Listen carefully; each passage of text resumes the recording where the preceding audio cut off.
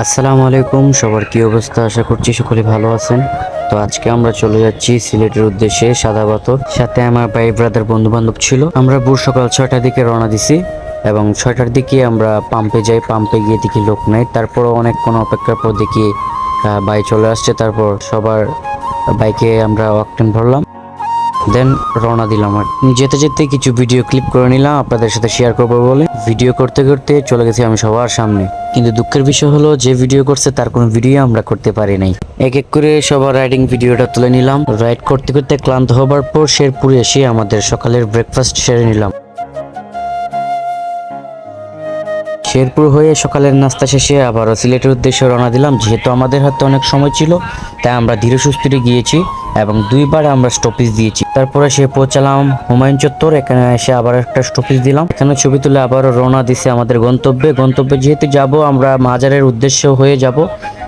ভাবলাম যে যেহেতু সাদা পাথর যাচ্ছি, মাজার জিয়ারত করে চলে যাব, তাই আমরা আগে চলে যাচ্ছি শাহজালাল মাজারে। যেতে যেতে হুট করে আমাদের একটা বাইকের চাকা পাংচার হয়ে গেল। তারপর সিলেটে আমরা মেরামত করে আবার রওনা দিলাম মাজারের উদ্দেশ্যে।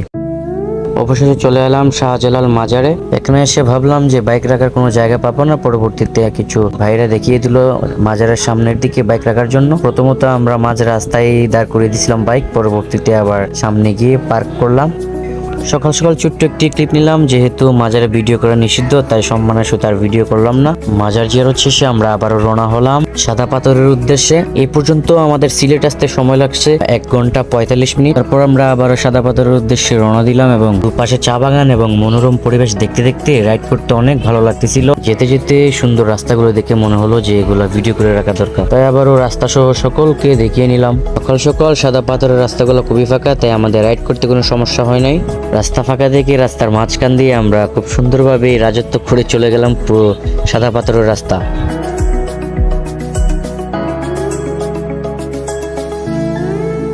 যেতে যেতে অনেক প্রাকৃতিক পরিবেশ দেখতে পেলাম এবং এই প্রাকৃতিক পরিবেশে রাইড করার মজাই আলাদা।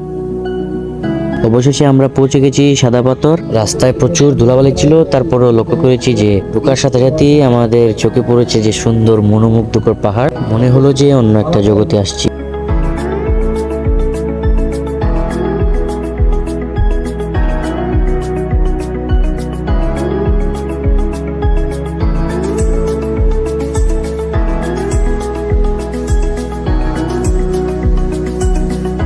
এখানে আসার পর রেস্টুরেন্ট আমাদেরকে বাইক রাখার স্পেস দিল। আমরা বাইক পার্ক করে আমরা নৌকা ঘাটে চলে এলাম। এখান থেকে যাব মেইন সাদা পাথরে।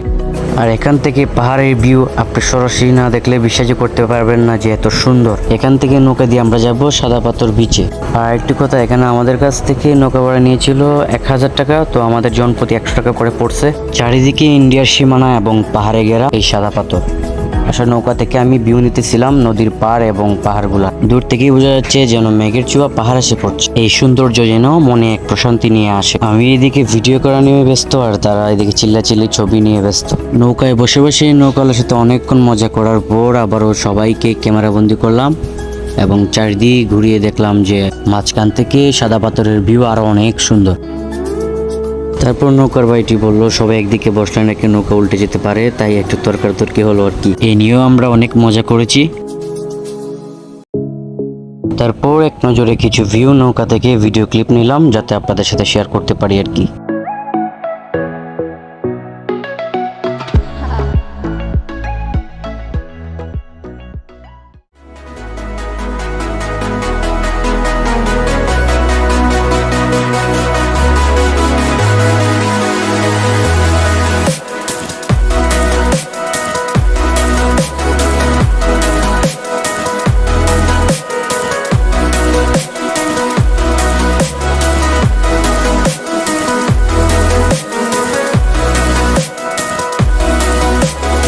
তারপর প্রায় 20 মিনিট জার্নির পর আমরা প্রায় বিচের কাছাকাছি চলে আসছি।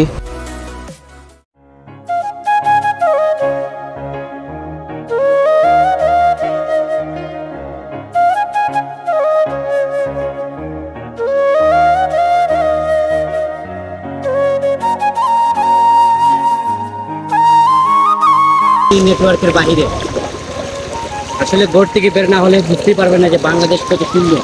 আমরা সকল বন্ধু বান্ধব ছোট ভাই ব্রাদার মিলে আসছি। এত সুন্দর মনোমুগ্ধকর দৃশ্য। আসলে নিজের যত কষ্ট আছে সব ভুলিয়ে নিয়ে যাচ্ছে। এত সুন্দর প্রাকৃতিক পরিবেশ, আসলে আল্লাহর প্রকৃতি অসম্ভব সুন্দর। এত সুন্দর পাহাড় এবং এই যে পানির স্রোত এবং ছোট ছোট কোনো পাথর, এগুলো দেখে আসলে অনেক ভালো লাগতেছে। তাই বলি যে টাকা না জমে দেশটাকে এক্সপ্লোর করেন, ঘুরেন। কিছুক্ষণ বকবক করে রিভিউটা দিয়ে দিলাম। তারপর কিছুক্ষণ জুম করে দেখার চেষ্টা করছি যে মেঘ কিভাবে পাহাড়ের চূড়ায় লেগে আছে, এটা দেখতে ভালো লাগতেছিল।